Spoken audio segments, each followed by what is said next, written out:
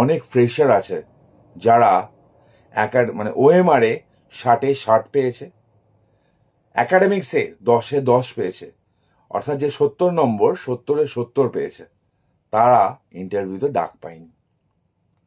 তাদের সাথে খেলা হলো না, তাদের সাথে বঞ্চনা হলো না। 10 নম্বর অতিরিক্ত দেওয়া হচ্ছে অভিজ্ঞতার বেসিসে। কাদের অভিজ্ঞতা?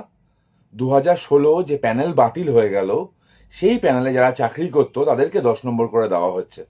ওএমআরে নাম্বার কম পেলেও ওই 10 নম্বর পাওয়ার ফলে নাম্বারটা অনেক হয়ে যাচ্ছে। অন্যরা যেখানে পুরো নাম্বার পেয়েও 70 পাচ্ছে, অনেক ক্ষেত্রে দেখা যাচ্ছে কাট অফ মার্কস দাঁড়িয়ে যাচ্ছে 77, 76, 74 এরকম।